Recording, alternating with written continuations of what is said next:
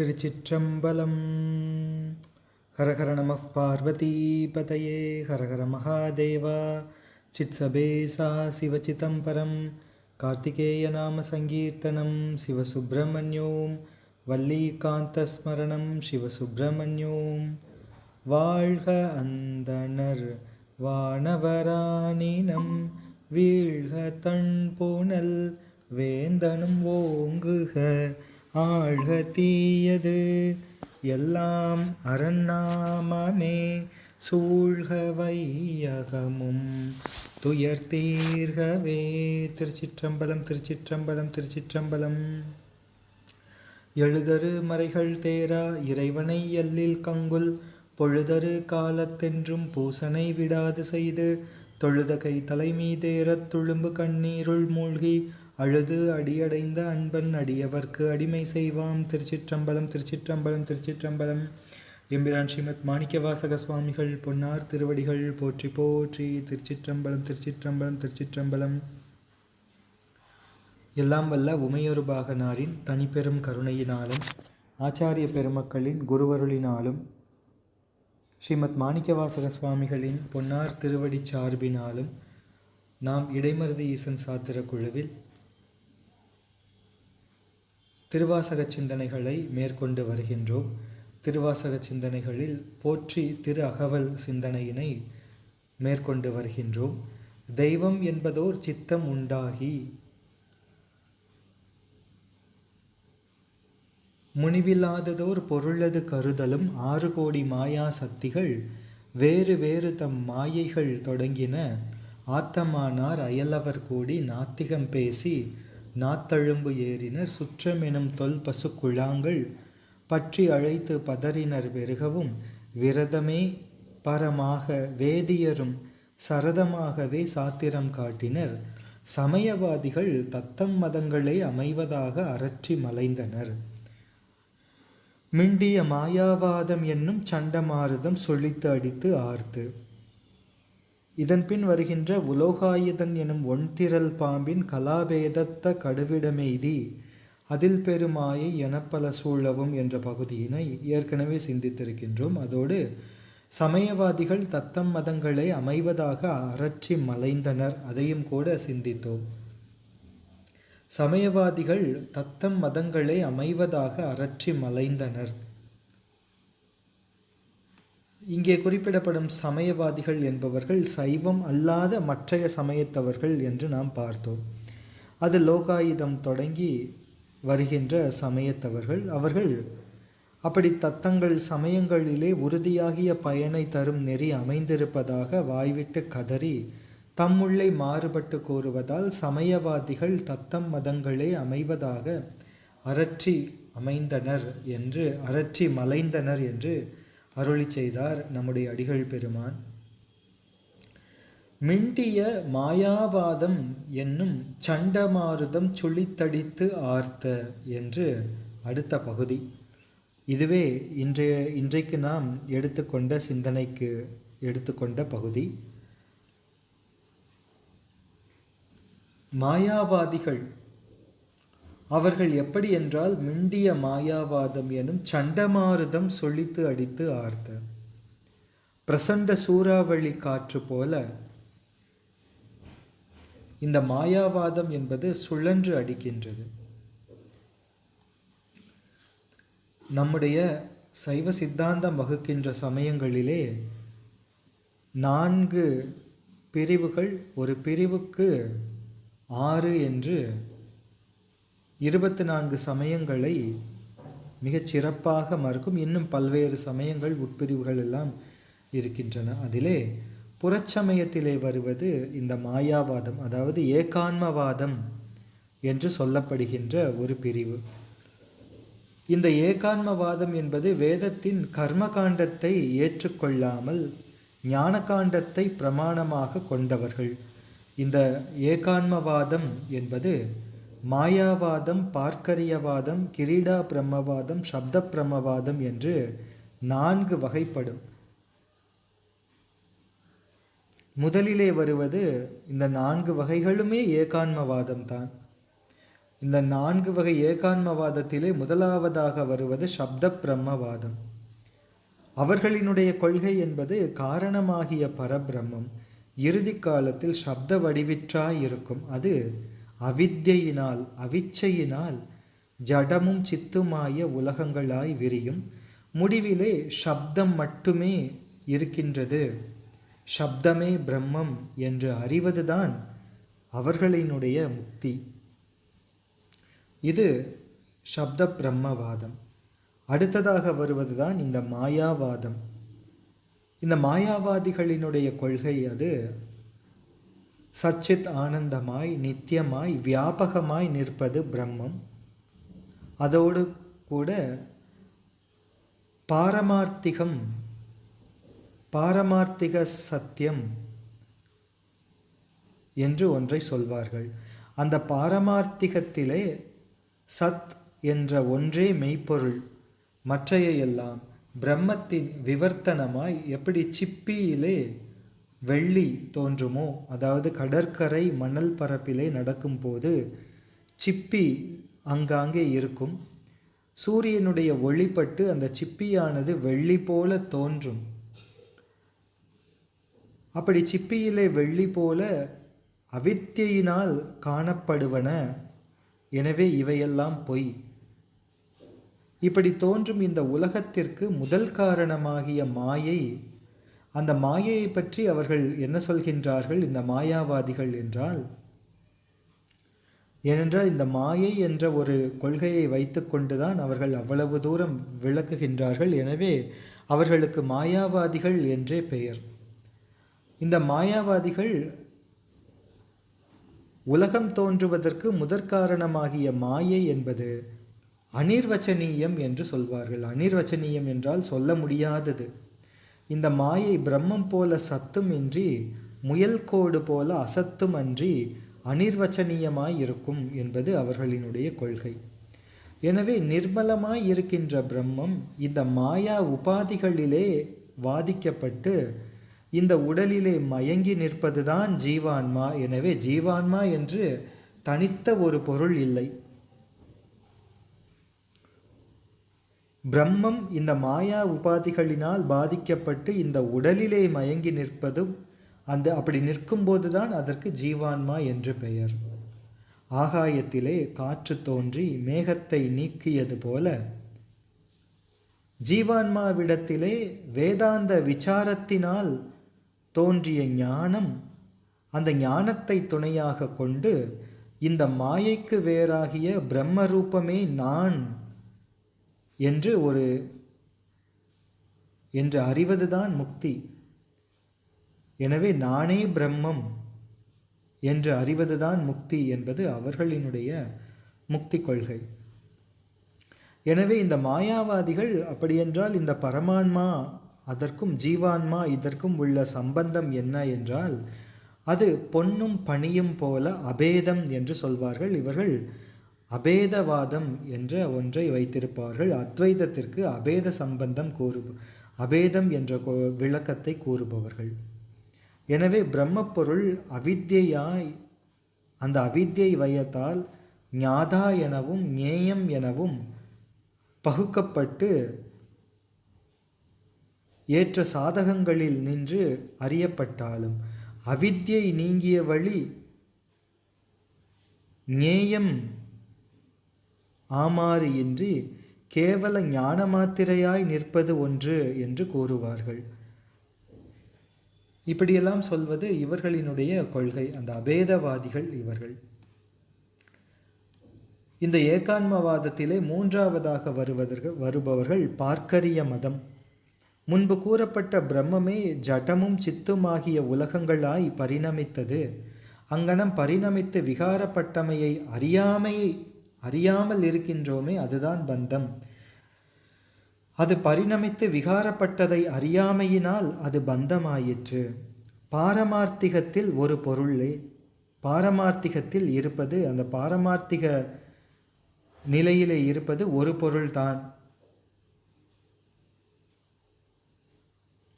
கர்மத்தை அனுஷ்டிக்கும் முறையிலே, அதாவது வேதத்திலே சொல்லப்படும் கர்மத்தை அனுஷ்டிக்கும் முறையிலே தோன்றிய வேதாந்த ஞானத்தினால் உடம்பிற்கு வேறாகிய ஆன்மரூபம் விளங்கும். அதுவே பரபிரம்மம் என்று அறிந்து அதிலே லயித்தல்தான் முக்தி.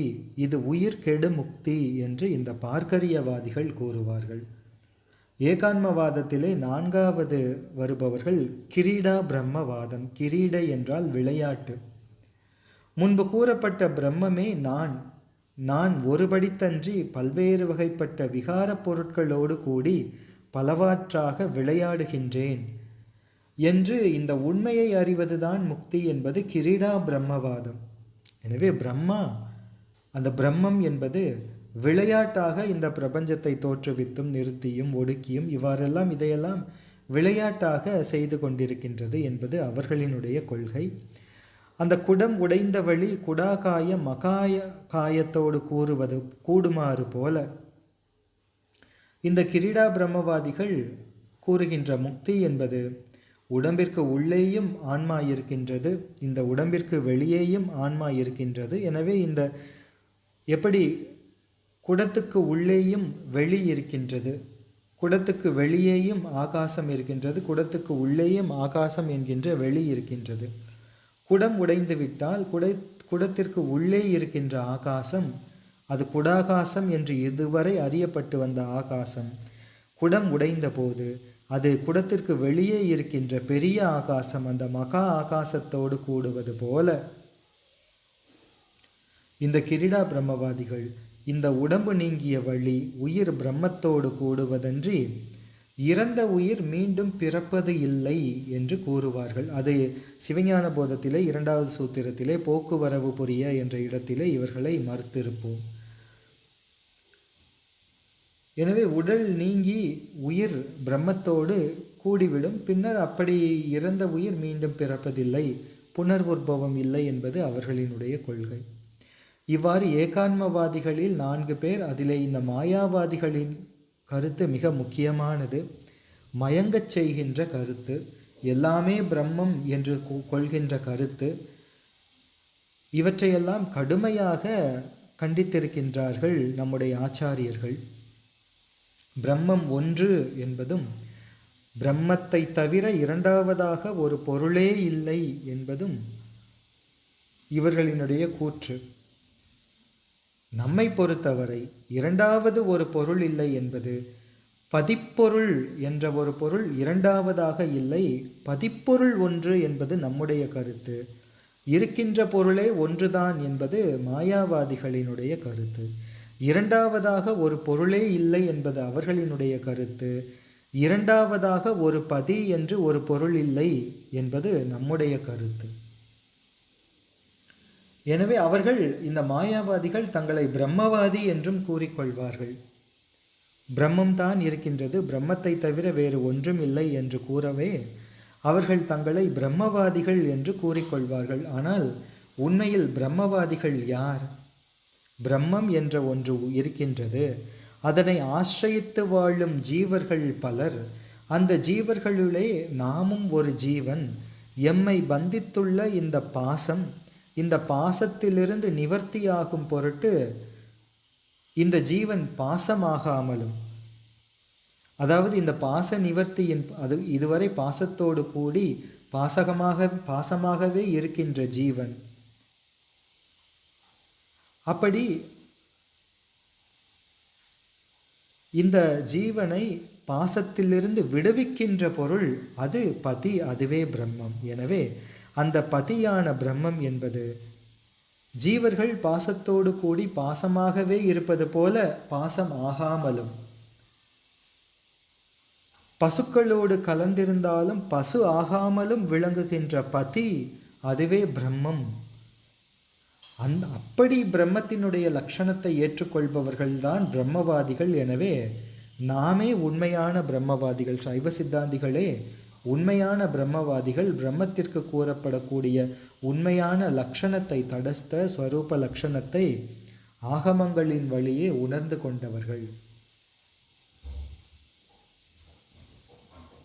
எனவே பதி என்று சொல்லப்படுபவர், வேதங்களிலே உபனிஷத்துக்களிலே பிரம்மம் என்று சொல்லப்படுபவர், அவரே ஆகமங்களிலே சிவம் என்று சிறப்பித்து சொல்லப்படுகின்றார். பதிப்பொருள் சிவம் என்பது சத்தியம். பிரம்மம் என்பது அந்த சிவபெருமானுக்கு இருக்கின்ற திருநாமங்களிலே ஒன்று. சிவம் ஒரு பொருள், பிரம்மம் இன்னொரு பொருள் என்று ஆகாது. வேத உபனிஷத்துக்களிலே பிரம்மம் என்று புகழப்படும் பொருளே சைவாகமங்களிலே சிவம் என்று சிறப்பித்து சொல்லப்படுகின்றது. அந்த ஒரு பொருளுக்கே, அந்த பதிப்பொருளுக்கே சிவம் என்றும் பிரம்மம் என்றும் நாமங்கள். ஸ்ருதிகளிலே ஏக ஏவ ருத்ரோ ந த்விதீயாய தஸ்தே என்றும் ஏகம் ஏவ அத்விதீயம் பிரம்மா என்றும் சர்வோஹ்யேஷ ருத்ரக என்றும் சர்வம் கல்பிதம் பிரம்மா என்றும் ஸ்ருதிகளிலே கூறப்படுகின்ற திருவாக்குகள். இதிலே ஏக ஏவ ருத்ரோ ந த்விதீயாய தஸ்தே என்பது ருத்ரர் ஒருவர்தான், ருத்ரமூர்த்தி ஒருவர்தான் இருக்கின்றார், இரண்டாவது இல்லை என்று பொருள்படுகின்றது. ஏகம் ஏவ அத்விதீயம் பிரம்மா என்பது பிரம்மம் ஒன்றே உள்ளது, இரண்டாவதாக பிரம்ம பொருள் இல்லை என்று பொருள்படுகின்றது. சர்வோஹ்யேஷ ருத்ரக என்பது ருத்ரமூர்த்தியே எல்லாமுமாய் இருக்கின்றார், பிரம்மமே எல்லாமுமாய் இருக்கின்றது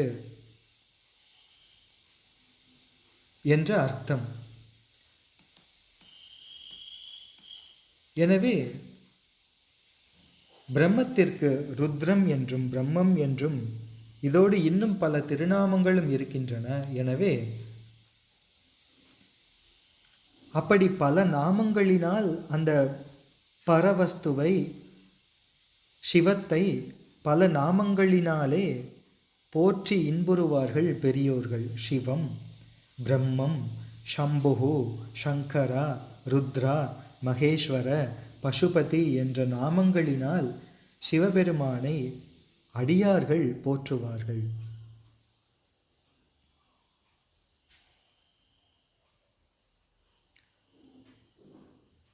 மைத்ரேய உபனிஷத்து கூறுகின்றது, பாஷாணம், உலோகம், மண் இந்த ரூபமான விக்கிரகங்களிலே செய்யப்படும் பூஜையானது புனர்ஜென்மத்தையும் போகத்தையும் கொடுக்கத்தக்கது.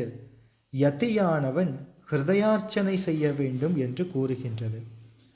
என்றால் ஸ்ரீ மார்க்கண்டேயருக்காக எதிலிருந்து வெளிப்பட்டு சிவபெருமான் யமனை உதைத்து அருளினார்? ஸ்ரீ சண்டேஸ்வர நாயனார் தமது பிதாவை எதற்காக காலை தடிந்தார்? ஸ்ரீ காசி, காஞ்சி முதலிய ஸ்தலங்களிலே உள்ள சிவலிங்க வடிவங்கள் வேதபடிதமாயின அல்லவா?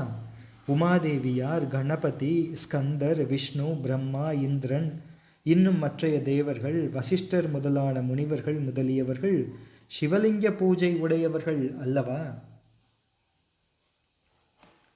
தவஸ்ரீயே என்று ருக் சம்ஹிதா வசனம் அது கூறுகின்றது, சமஸ்த தேவர்களும் சிவலிங்க ஆராதனத்தால் தங்கள் ஐஸ்வர்யங்களை அடைந்தார்கள் என்றும், லக்ஷ்மி சமேதராகிய விஷ்ணுமூர்த்தியானவர் சிவலிங்க பூஜை செய்து பரமபத நாட்டு அரசை பெற்றார், அந்த வைகுந்த பதத்தை பெற்றார் என்றும் கூறுகின்றது. யோவாம பதார்ச்சித என்ற பைப்பலாத ஸ்ருதி விஷ்ணுவானவர் தமது கண்ணை சிவபெருமானது திருவடியில் அர்ச்சித்து சக்கரம் பெற்றார் என்று கூறுகின்றது. லிங்க ரூபினாம் என்னும் பஸ்மஜாபால ஸ்ருதி கூறுகின்றது, ஸ்ரீ காசியில் பூர்வ திசையில் பிரம்மனும், தெற்கில் விஷ்ணுவும், மேற்கில் இந்திரனும், வடக்கில் ருத்ரனும் சிவா உபாசனை செய்து கொண்டிருக்கின்றார்கள் என்று கூறுகின்றது.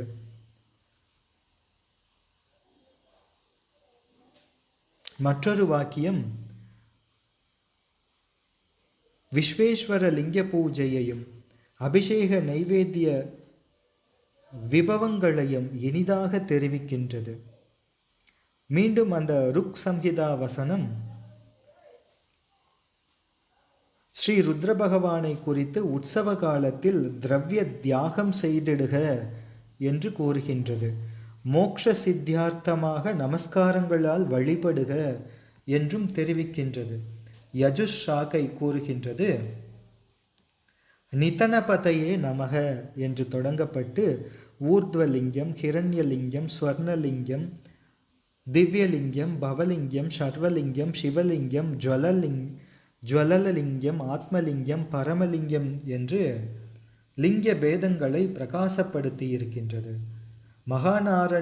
நாராயண உபனிஷத்து சைவ மீசான என்று தொடங்கி அபிஷேகம், அர்ச்சனை, அலங்காரம், பிரதட்சிணம், நமஸ்காரம், வாத்திய சேவை முதலியவைகள் போற்றப்பட்டிருக்கின்றன. இன்னும் பல இருக்கின்றன. எனவே மேலே கூறப்பட்டுள்ள பல ஸ்ருதி வாக்கியங்களினால் விக்கிரக பூஜை உயர் நலமுடையது என்று சித்திக்கின்றது.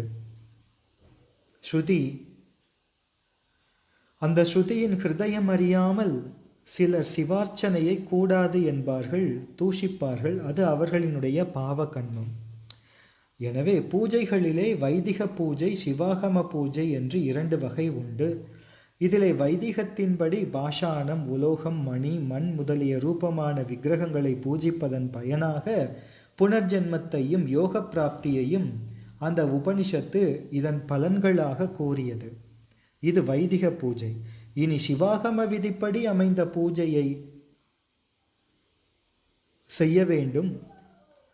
ஸ்ருதிகளில் அவ்வாறு கூறப்பட்டிருக்கின்றது என்பதினாலேயே சிவாகம விதிப்படி அமைந்த பூஜையை நிஷேதிக்க அதற்கு அதிகாரம் கிடையாது. சிவாகம சித்தமான ஆராதனைக்கே சரியை, கிரியை, யோகம், ஞானம் என்ற நாமங்கள் இருக்கின்றன. அவையெல்லாம் சிவாகம சித்தமான அர்ச்சனையின் பயன். ஒரு மந்திரியின் அதிகாரம், மந்திரி அதிகாரத்தை அரசனுக்கு உண்டு. மந்திரிக்கு என்ன அதிகாரம் இருக்கின்றதோ அதனை செய்வதற்கு அரசனுக்கு அதிகாரம் உண்டு. அரசன் அதனை அனுசரிப்பான். ஆனால் அரசனுக்கு உள்ள அதிகாரத்தை மந்திரி அனுசரிக்க முடியாது. ஏனென்றால் அரசன் தன்னுடைய அதிகாரத்தையும் மந்திரியின் அதிகாரத்தையும் இன்னும் கீழ்மட்டம் வரை இருக்கின்ற பிற அதிகாரங்களையும் அனுசரிப்பது அவசியம். ஏனென்றால் அந்த அதிகாரங்களை மந்திரி உள்ளிட்ட அதிகாரிகளுக்கு கொடுத்ததே அரசன்தான். ஆனால் கீழ்நிலையில் இருக்கின்ற அந்த அதிகாரத்திலே கடைசி வரிசையிலே இருக்கின்ற ஒருவர் அதற்கு மேலான இருக்கின்ற அதிகாரத்தை கொள்ள முடியுமா, நிறைவேற்ற முடியுமா என்றால் அப்படி பிரவேசிக்க முடியாது. எனவேதான் சித்தாந்தத்திலே கூறப்படுகின்றது, ஞானி நாலினுக்கும் உரியவன். சரியை, கிரியா யோகங்களை அனுஷ்டித்து ஞான நிலையில் நிற்கின்ற ஞானிகள், அவர்கள் 4னுக்கும் உரியவர்கள். ஞானிகள் ஞானபாதத்தை அனுசரிப்பதோடு யோகம், கிரியை, சரியை என்று அதனையும் தனக்கு கீழே உள்ள 3 பாதத்தையும் அனுசரிப்பார்கள். யோகி 3னுக்கும் உரியவன். யோகம், கிரியா, சரியா என்று 3னுக்கும் உரியவன்.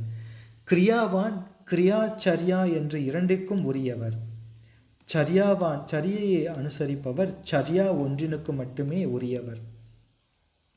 இப்படியே ஆகமத்தை பின்பற்றுபவர்கள் ஆகமத்தையும் வேதத்தையும் அறிந்து அனுசரிப்பார்கள்.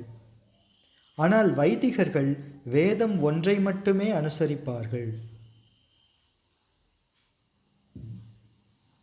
எனவேதான் சிவத்விஜர் முதலான பெரியோர்களுக்கு, சிவ பிராமணர்களுக்கு வைதிக சம்ஸ்காரம் முதலிலும் சிவாகம சம்ஸ்காரமான தீட்சை முதலியன அதன் பின்பும் நடைபெற்று வருவது வெகு பிரசித்தம். வைதிக சம்ஸ்காரமே போதுமானது என்றால் சைவ சம்ஸ்காரம் பின்பு வேண்டியதில்லை. வைதிக சம்ஸ்காரத்துடன் சைவ சம்ஸ்காரமும் பெற்றவர்களே வைதிக அனுஷ்டானத்தையும் சைவானுஷ்டானத்தையும் செய்ய உரியவர்கள். வைதிக சம்ஸ்காரம் பெற்று அம்மட்டிலே நின்று சைவ சம்ஸ்காரம் பெறாதவர்கள் வைதிக தர்மத்தை அன்றி சைவ தர்மத்தை தழுவி வாழ இடமில்லை. அத்தகைய சாமானியர்கள் பொருட்டு வைதிக சம்ஸ்காரம் போதும் என்று அறிவிக்கப்பட்டிருக்கின்றது. எனவே வேதத்திலும் சிவாகமம் முக்கியம் என்றும் சிவாகம பிரதிபாதிதமான சரியையாதிகளை வேதம் குறை கூறுகின்றது என்று அறியாதவர்கள் சொல்லுவார்கள். சாதன சதுஷ்டயம் என்று இந்த மாயாவாதிகள் கொள்கின்ற சாஸ்திரங்களிலே சொல்லப்படுகின்ற பிரசித்தியான சாதனைகள் சாதன சதுஷ்டயம் என்று சொல்வார்கள்.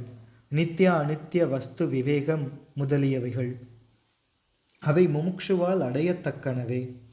அதுவே மோட்ச முயற்சி என்று கூறப்பட்டிருக்கின்றது. எனவே அத்வைத ஞானத்தை அடைவதற்கு உரிய உபாயம் சாதன சதுஷ்டயமே. அப்படி கூறப்பட்டிருக்கின்றதா என்றால், சாதன சதுஷ்டயம் என்பது 4. அதிலே முதலாவது விவேகம், அது நித்திய அனித்திய வஸ்து விவேகம். இரண்டாவது இகமுத்திரார்த்த பலபோக விராகம்,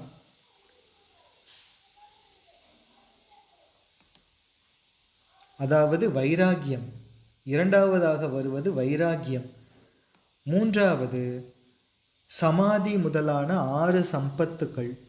நான்காவது முமுட்சுத்துவம் என்று சதுஷ்டயம் 4. சதுஷ் என்றால் 4. அப்படி இந்த 4 சாதனா சதுஷ்டயம் என்று சொல்வார்கள். விவேகம், வைராகியம், சமாதி, ஷட்க சம்பத், அதாவது மூன்றாவதாக வருவதிலே சமம் முதலான 6 சம்பத்துக்கள். நான்காவதாக முமுட்சுத்துவம், மோட்சத்திலே இச்சை. இந்த 4 சாதனமும் கைகூடிய பிறகே ஒருவனுக்கு தெய்வ வழிபாடு சித்திக்கும். அதைத்தான் தெய்வம் என்பதோர் சித்தம் உண்டாகி என்று நாம் பார்த்தோம். அந்த தெய்வம் வேதத்தில் கூறிய எந்த தெய்வமாகவும் இருக்கலாம். இந்த படிநிலையை நாம் பார்த்து கொண்டு வருகின்றோம். சாதனா சதுஷ்டயம் அதனை பின்பற்றிய ஒருவனுக்கு தெய்வ வழிபாடு சித்திக்கும். அந்த தெய்வம் வேதத்தில் கூறிய எந்த தெய்வமாகவும் இருக்கலாம். சரியை முதலியனவும் தெய்வ வழிபாடுதான். ஆனால் சரியை முதலியவற்றிலே நிற்பவர்கள் வழிபடுகின்ற தெய்வம் சிவ பரஞ்சுடர் ஒன்றே ஆகும். சிவபெருமானை அவ்வாறு பரம்பொருள் என்று வழிபடும் பரிபாகிகளுக்குள்ளே அந்த பக்குவ பேதம் காரணமாக அதனை உணர்த்தவே ஞானம், யோகம், கிரியை, சரியை என்ற வியவஸ்தை உண்டாகியது. இதையே நாம் முறையே சன்மார்க்கம், சகமார்க்கம், சத்புத்திர மார்க்கம், தாச மார்க்கம் என்று நம்முடைய பெரியோர்கள் கூறுவார்கள். எனவே வேதத்தில் கூறிய சாதனா சதுஷ்டயங்களை அடைந்து அவற்றால் பல தெய்வங்களை வணங்கி மேலே சென்ற உத்தம பரிபாகிக்கு முடிவாக பிராப்தமாகத்தக்கது சிவ உபாசனை. அந்த சிவ உபாசனையின் பேதமாக வெளிப்படுவதுதான் சரியை முதலியவைகள். சரியை முதலியவை ஆகமங்களிலே கூறப்படக்கூடிய தவங்கள், உண்மை தவங்கள். சாதனா சதுஷ்டம் முதலியவை அந்த வேதாந்தங்களிலே கூறப்படும் பயிற்சிகள், சாதனைகள்.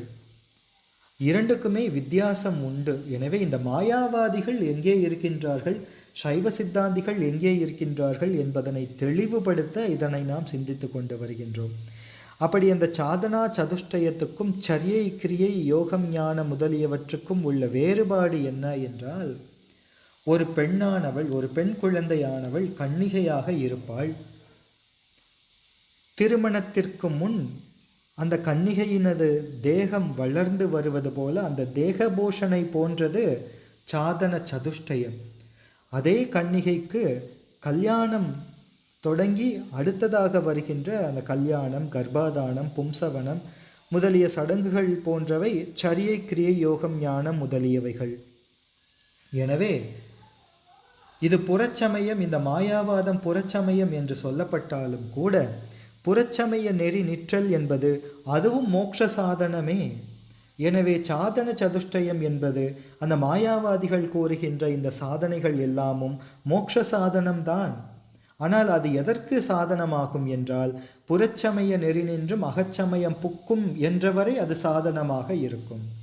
அது சிவஞான சித்தியார் சுபக்க திருவிருத்தத்திலே நாம் பார்க்கின்றோம். அந்த வேத சிறப்பொருளை மிக தெளிந்தும் என்ற பகுதியிலே இந்த உபனிஷத்து வாக்கிய பொருளெல்லாம் அடங்கி இருக்கின்றன. அப்படி இந்த மாயாவாதிகளினுடைய அந்த படிநிலை என்பது புறச்சமயத்திலே வைத்து அது அவர்கள் மேலும் அகச்சமயத்திலே வருவதற்கு படியாக இருக்கின்றது என்று நாம் பார்க்கின்றோம்.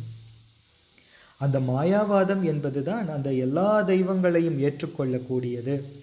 பிரம்மா, விஷ்ணு, ருத்ரன், விநாயகர், முருகன், அம்பாள் அனைவருமே பிரம்மத்தினுடைய வடிவங்கள் தான் என்று சொல்லக்கூடிய தன்மையினை நாம் பார்க்கின்றோம். கொள்கை அளவிலே அவர்கள் அந்த பிரம்ம சத்தியம் ஜெகத் மித்யா என்று சொல்வார்கள். அது நிராலம்ப உபனிஷத்தின் கருத்து என்று சொல்வார்கள். பிரம்மம் சத்தியம்தான், ஜகத் மித்யாதான், அது எந்த அளவில் என்ற உண்மையை விளங்கிக் கொள்வதிலே அவர்கள் தவறிவிடுகின்றார்கள். ஜகத் என்பது மித்தியை. அது எது போல என்றால், பிரம்மம் எப்படி சத்தாக நிலை மாறுபாடு இல்லாமல் இருக்கின்றதோ அப்படி இந்த காணப்படக்கூடிய ஜகத், இந்த பிரபஞ்சம் இருப்பதில்லை. எனவே இது மித்தியை, இது அசத்து, நிலை மாறுபாடு உடையது, தோற்றக்கேடுகள் உடையது. எனவே இது அசத்து.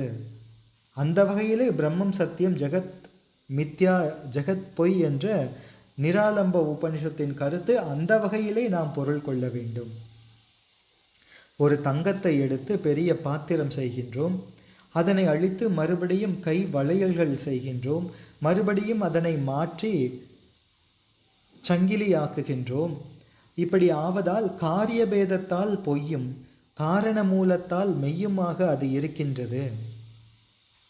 எனவே இந்த ஜெகத் என்பது முற்றிலும் பொய் அல்ல. ஜெகத் என்பது காரியம், பிரம்மம் என்பது நிமித்த காரணம்.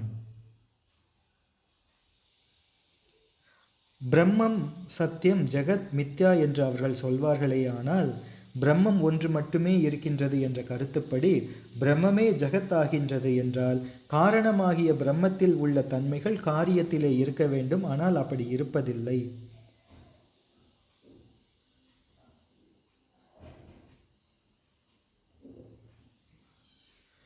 எனவே இந்த ஜகத் என்பதற்கு உபாதானம் பிரம்மம் என்று மாயாவாதிகள் கூறுவார்கள். உபாதான காரணமே பிரம்மம் என்று கூறுவார்கள். அதனை சைவர்கள் ஏற்றுக்கொள்வதில்லை. மாயைதான் உபாதான காரணம் என்று, இந்த ஜகத்துக்கு மாயைதான் உபாதான காரணம், பிரம்மமாகிய சிவம் நிமித்த காரணம் என்பது சைவ சித்தாந்திகளினுடைய கொள்கை. பிரம்மம் நிர்மல சேதன பொருள்.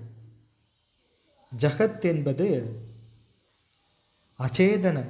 எனவே ஜகத்துக்கு பிரம்மத்தை உபாதானமாக கொள்ள முடியாது, நிமித்தமாகத்தான் கொள்ள முடியும் என்பது நம்முடைய கருத்து.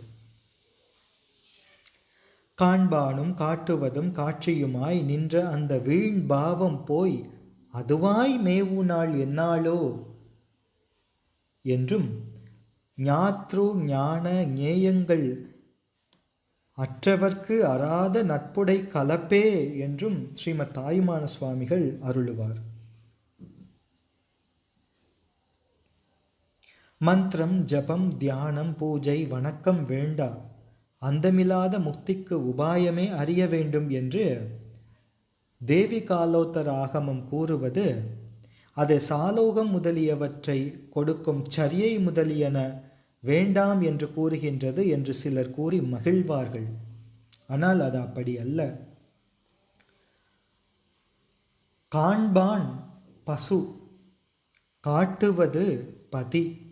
அந்த காட்சி இருக்கின்றதே பாசம், அதாவது கட்டுநிலையிலே உயிர்களுக்கு அறிவிப்பது சிவம்,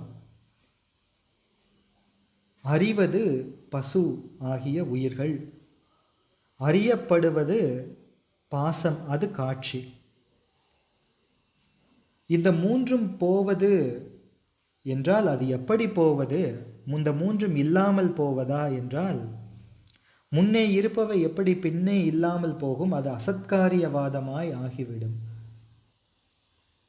அப்படியென்றால் அதுவாய் போவது என்று மேலே சொல்லப்பட்டிருக்கின்றதே, எதுவாய் போவது என்றால், திரிபுடியில் மூன்று பொருட்களும் இல்லாமல் போன பிறகு அதுவாய் மேவுவதற்கு ஒரு பொருள் எப்படி உண்டாகும்? அப்படியென்றால் அது என்ற பொருள்தான் எது? அற்றவர்க்கு என்றது யாரை? அறாத நட்புடை கலப்பு என்பது எதனை என்று ஸ்ரீமத் தாயுமான சுவாமிகளின் திருவாக்கை ஆராய்ந்தால்,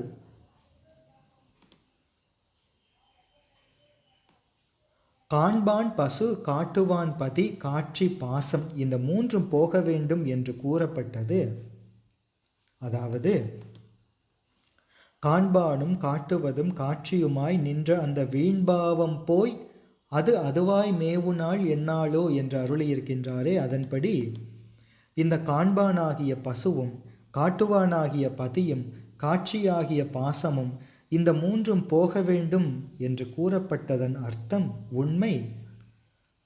பசுவானது பாசத்தை காணாமலும், பதியானது பாசத்தை காட்டாமலும், பாசமானது பசுவால் காணப்படாமலும் போவதையே ஸ்ரீமத் தாயுமான சுவாமிகள் அவ்வாறு அருளியிருக்கின்றார்.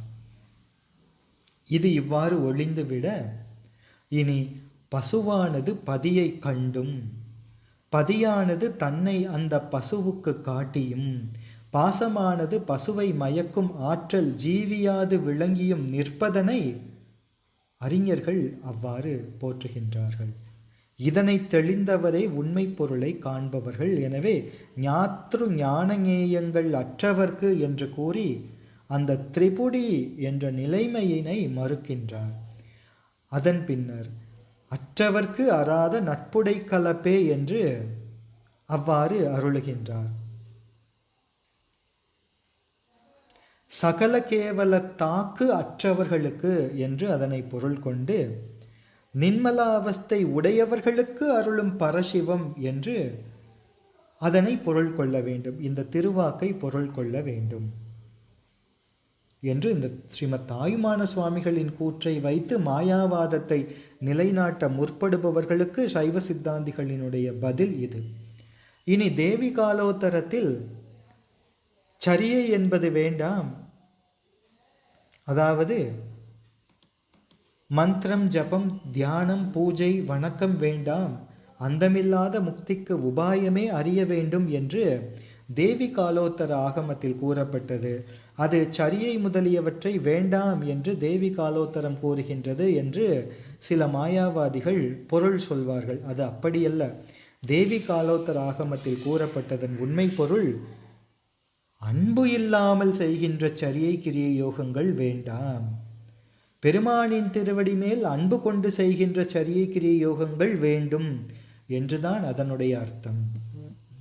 சரியை என்பது நம் எல்லோருக்கும் தெரியும், சைவ சித்தாந்த மாணவர்கள் நாம். சரியை என்பது தேகத்தை சிவார்ப்பிதம் செய்வது, கிரியை என்பது இந்திரியங்களை சிவார்ப்பிதம் செய்வது, யோகம் என்பது கரணங்களை அந்த கரணங்களை சிவார்ப்பிதம் செய்வது, ஞானம் என்பது ஆன்மாவாகிய தன்னையே சிவார்ப்பிதம் செய்வது. இந்த 4 வழிபாடுகளும் அன்பு நிகழாத போது பயனை கொடுக்காது. ஞானம் என்பது ஈசன் பால் அன்பு என்று நாம் பார்க்கின்றோம் என்று ஞானம் உண்டார் அருளினார்.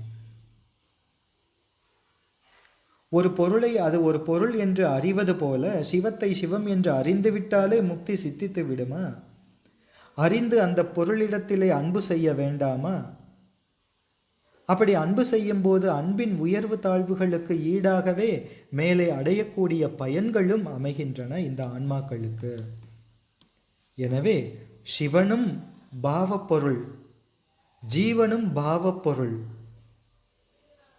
அந்யோன்ய பாவ பொருள்களாகிய இவைகளுக்கு இருமையற்ற கலப்பு, இரண்டர கலத்தல்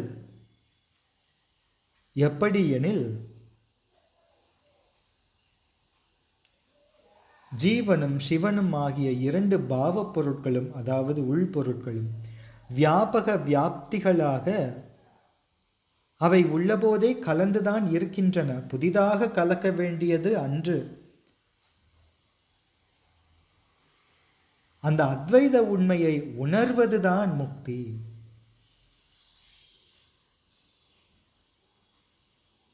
அதைத்தான் 10வது சூத்திரத்திலே நாம் பார்க்கின்றோம். பெத்த காலத்திலே அவன் இவனாய் நின்ற முறை பற்றி இந்த முக்தி காலத்திலே இவன் அவனாய் ஏகனாகி நிற்க வேண்டும் என்று நாம் பார்க்கின்றோம். எனவே பற்றுக பற்றற்றான் பற்றினை அப்பற்றை பற்றுக பற்று விடற்கு என்பார் திருவள்ளுவ தேவன் ஆயனார். பற்று விடற்கு என்பது மலம் விட்டு போவதற்கு என்று அர்த்தம். பற்றுக என்பது சிவத்தை பற்றுக என்பது பொருள். இந்த உண்மையை விளக்கத்தான் அந்த அத்வைதம் எவ்வாறு கலந்து அனுபவிப்பது, எவ்வாறு அத்வைதமாகும் முக்தி நிலையாகும் என்பதை விளக்குவதற்கு தான் ஸ்ரீமத் தாயுமான சுவாமிகளும் ஆணவத்தோடு அத்துவிதமானபடி மெய்ஞான தாணுவினோடு அத்துவிதம் சாருநாள் என்னாளோ என்று கூறியருளினார். எனவே அத்தகைய மிண்டிய மாயாவாதம், அதனால்தான் இப்படி ஸ்ருதி வாக்குகளையே வைத்து மயக்குகின்ற மாயாவாதம், எனவே மிண்டிய மாயாவாதம் என்று அருளினார் ஸ்ரீமத் மாணிக்கவாசக சுவாமிகள். எனவே மாயாவாதத்தின் கொள்கை என்பது கடவுள் என்ற ஒரு பொருள் அன்றி வேறு ஒரு பொருளும் இல்லை என்பது. நியாய நூல் அளவைகளினாலே அத்தன்மையாக தங்கள் கொள்கையை எடுத்து இடித்துரைத்து ஆராவாரம் செய்வார்கள் இந்த மாயாவாதிகள். எனவே மாயாவாதம் என்னும் சண்டமாருதம் சுழித்தடித்து ஆர்த்து என்று அருளினார். ஆர்த்து என்றால் ஆரவாரித்து என்று பொருள். மிண்டிய மாயாவாதம் அது ஏகான்மவாதம். ஆன்மா என்ற ஒன்றே உள்பொருள், அதுதான் பரமான்மா. உலகில் உள்ள உயிர்கள் உலகம் என்பனையெல்லாம் பொய். ஏகான்மவாதம் அவ்வாறு 4 பிரிவுகளாக இருந்தாலும் இந்த மாயாவாதம் அந்த 4லேயே மிக தலைமையானது. எனவே அதனை அவ்வாறு மறுப்பதன் மூலமாக மற்றவைகளையும் தானே மறுக்கப்படுகின்றன. பிரம்மம் ஒன்றே மெய்ப்பொருள். பாரமார்த்திகத்தில் அந்த பிரம்மமே சச்சித்தானந்தமாய் நித்தியமாய் வியாபகமாய் நிற்பது. மற்றைய பொருட்கள் எல்லாம் கிழிஞ்சலிலே வெள்ளி போன்று தெரிவது. கயிற்றிலே பாம்பு போல அவித்யினாலே பிரம்மத்திலே காணப்படும் பொய்கள். பிரம்மம் மாயையில் புகுந்து வருவதால் அத்தகைய பொய்க்காட்சிகள் தென்படுகின்றன. மாயை சத்துமன்று அசத்துமன்று, அது அனிர்வச்சனீயம், இன்னதென்று சொல்ல முடியாதது. இந்த மாயைக்கு வேறாகிய பிரம்மரூபமே நான் என்று வேதாந்த ஞானத்தால் அறிவதே முக்தி என்பதெல்லாம் இந்த மாயாவாதிகளினுடைய கொள்கைகள். இந்த மாயாவாதத்தை சுக்ராச்சாரியார் சூரபத்மனுக்கு உபதேசம் செய்தார் என்பார்கள் கந்தபுராண உரையாசிரியர்கள். இத்தகைய மிண்டிய மாயாவாதம், இறைவன் என்னும் தலைவன் உயிர்கள் பெத்தம் முத்தி இரண்டிலுமே அந்த தலைவனுக்கு அடிமைகளே. உலகங்களும் அவற்றிலே உள்ள போகங்களும் உயிர்களுக்காக இறைவனால் படைக்கப்பட்டவை. அவை என்றும் இறைவனுக்கு உடைமைகளே என்ற உண்மை தொன்று தொட்டு சைவ ஆன்றோர்களால் ஏற்று போற்றப்படுவது. அந்த உண்மையை தகர்க்க முயல்வதால் மாயாவாதத்துக்கு மிண்டிய மாயாவாதம் என்ற அடைப்புணர்த்தி உணர்த்தினார் ஸ்ரீமத் மாணிக்கவாசக சுவாமிகள். மிண்டிய என்றால் வலிமை கொண்டு எழுந்த, சண்டமாருதம் ஆர்த்து அடித்து சொலித்து. வாதம் நிகழும் போது உண்மையுள்ள கட்சியில் வாதம் செய்வோர்கள் உண்மைகளை அமைதியாக எடுத்து சபை முன்பு விளக்கினாலே போதும் வெற்றி பெறுவார்கள். வாய்மையும் நீதியும் உண்மையும் இல்லாத தரப்பினர் உண்மைகளை தங்கள் வாதத்தால் சந்திக்க வழியற்றவர்கள். அவர்கள் பாமர மக்களையும் அவையிலே இருப்பவர்களையும் உண்மையை அவர்கள் உணர்ந்துவிட முடியாதபடி செய்ய தங்கள் வாதத்தை தர்க்கம், வாதம், செல்பம், விதண்டை, சலம், ஜாதி, குதர்க்கம் போன்ற பாகுபாட்டு உரைகளினால் சொற்சிலம்பம் விளையாடுவார்கள். எனவே மிண்டிய மாயாவாதம் என்னும் சண்ட மாருதம் சுழித்தடித்து ஆர்த்து என்று அருளுகின்றார். இதிலே ஒரு மிகப்பெரிய கொடுமை என்னவென்றால், அந்த மாயாவாதத்தைச் சேர்ந்த ஒருவரை திருவாசகத்துக்கு உரை எழுதி திருவாசகத்திற்கு இருக்கின்ற உரைகளிலே மிக அதிகமாக விற்பனையான உரை அந்த மாயாவாத உரை என்ற அந்த ஒரு ஏற்றுக்கொள்ள முடியாத, ஜீரணிக்க முடியாத ஒரு உண்மை நிகழ்ந்து கொண்டிருக்கின்றது இந்த தமிழ்நாட்டிலே.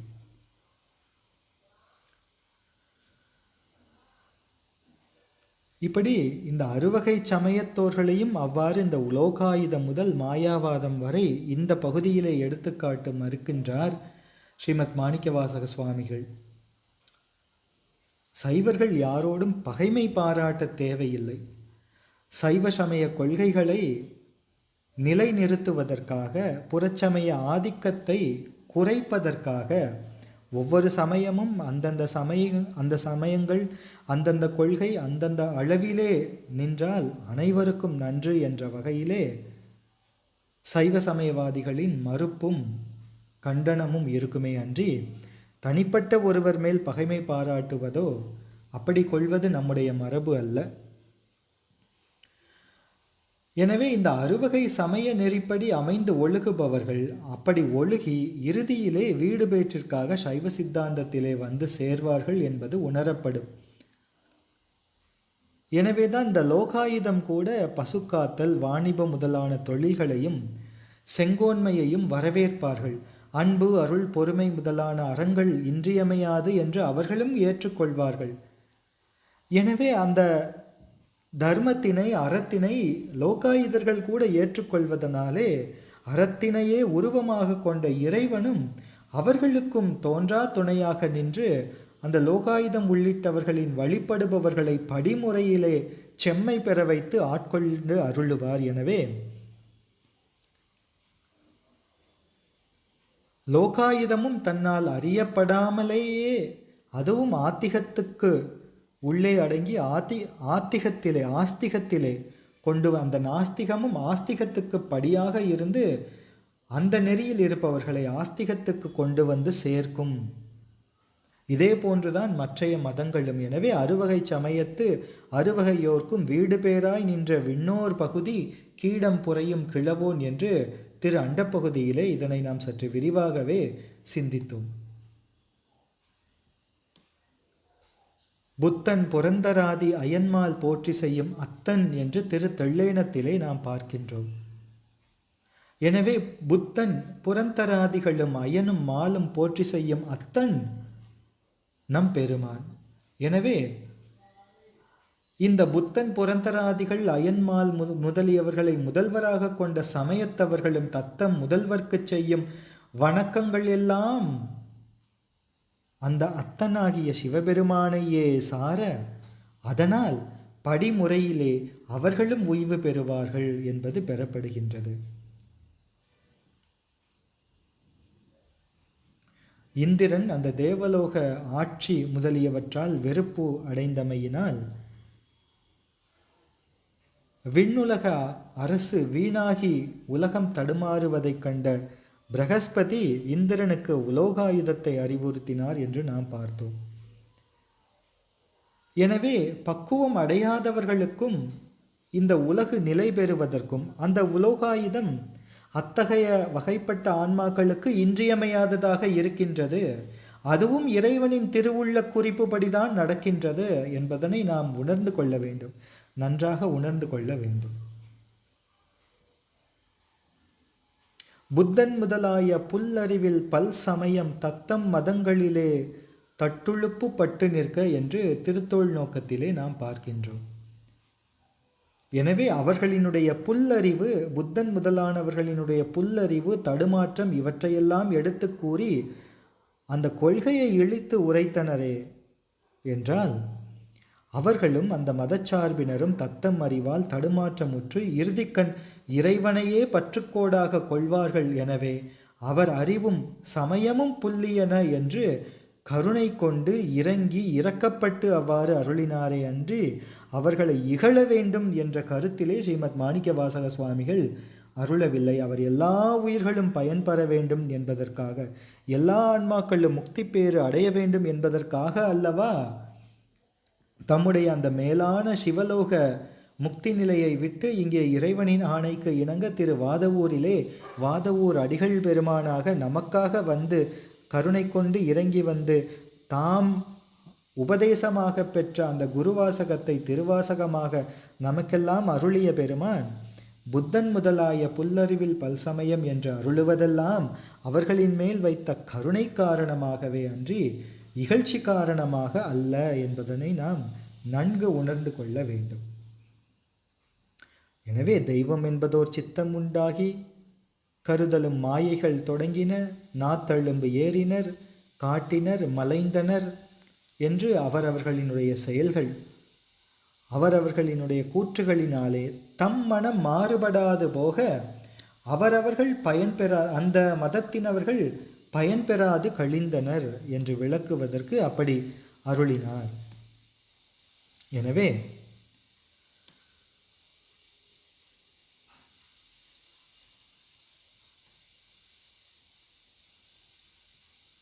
இந்த பகுதி அவ்வாறு அமைகின்றது.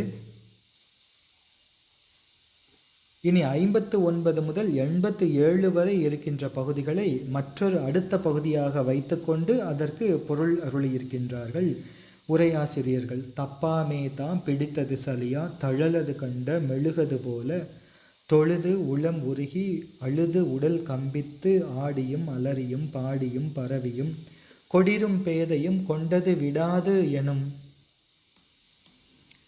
எனும் படியே ஆகி நல் இடையரா அன்பில் பசுமரத்தாணி அறைந்தார் போல கசிவது பெருகி கடலென மருகி அகங்குலைந்து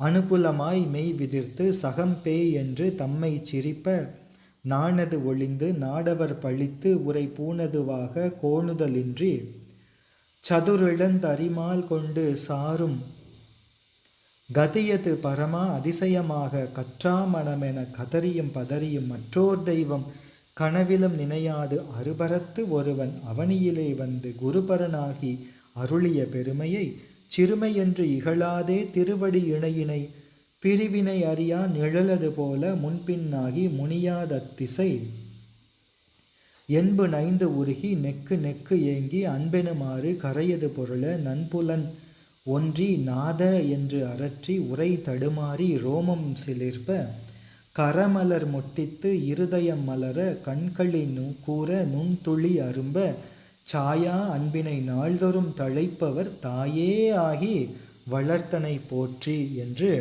87வது அடி வரை 59 இருந்து 87வது அடி வரை ஒரு பகுதியாக எடுத்துக்கொண்டு உரை அருளியிருக்கின்றார்கள்.